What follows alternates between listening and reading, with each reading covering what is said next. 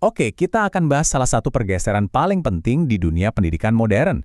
Gimana caranya mengubah peran kepala sekolah dari yang tadinya cuma manajer menjadi arsitek pembelajaran sejati. Selama bertahun-tahun kan, yang namanya kepala sekolah itu identik sama ngurusin gedung, ngurusin keuangan, fasilitas, tapi tujuan utamanya itu sebetulnya bukan itu. Tujuan utamanya ia mengelola pembelajaran. Dan untuk itu kita butuh pemimpin jenis baru, yang fokusnya beneran ke kurikulum, ke kualitas guru, dan tentu saja ke hasil belajar siswa. Nah, terus apa dong bedanya? Apa yang membedakan manajer sekolah sama memimpin pembelajaran? Yuk kita lihat lebih dalam. Ini bukan konsep baru ya, kita ngomongin soal instructional leadership. Sebuah model kepemimpinan yang lahir dari riset panjang sejak tahun 80-an loh. Jadi ini bukan sekedar teori, tapi beneran praktek terbaik yang udah terbukti di sekolah-sekolah paling efektif.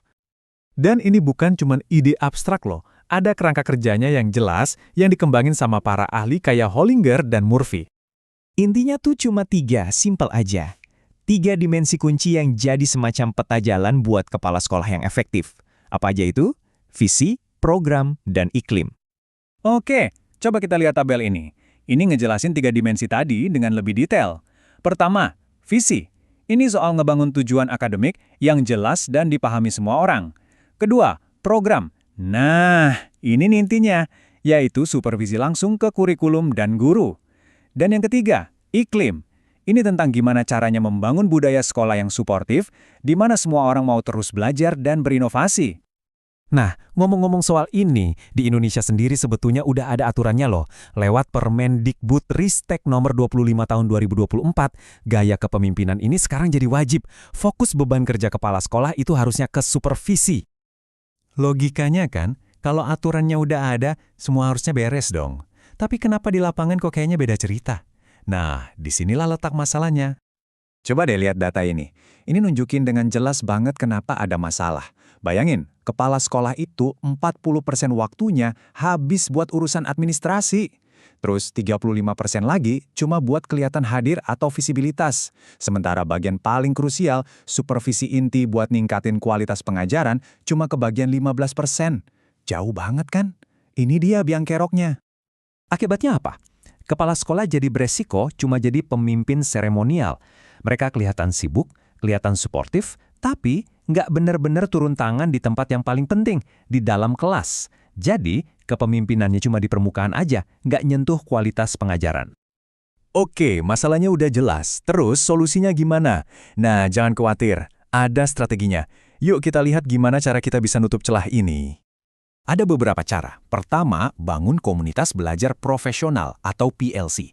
Jadi guru-guru bisa saling belajar. Kedua, manfaatin teknologi buat akuntabilitas. Contohnya platform Merdeka Mengajar.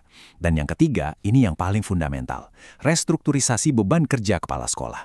Bebasin mereka dari tumpukan kerjaan administratif. Oke, pertanyaannya sekarang, semua strategi ini emang beneran ada hasilnya?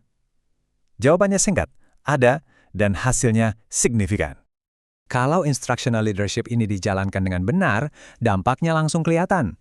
Kolaborasi antar guru jadi lebih kuat, guru-guru jadi lebih termotivasi, inovasi-inovasi baru juga jadi lebih cepat menyebar.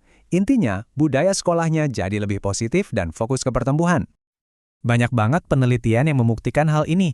Ada hubungan yang positif dan signifikan banget antara gaya kepemimpinan ini sama kualitas kerja dan kepuasan guru. Tapi kalau mau lihat angka yang paling wah, ini dia. Lihat angka ini, 63%. Ternyata kepemimpinan pembelajaran dan faktor-faktor terkaitnya itu bisa menjelaskan sampai 63% dari naik turunnya kinerja dan kepuasan kerja guru. Ini gede banget loh. Artinya apa? Ini bukan cuma sekedar tambahan atau perbaikan kecil. Ini adalah fondasi utama buat ngebangun tim pengajar yang hebat, yang kinerjanya bagus dan juga bahagia sama pekerjaannya.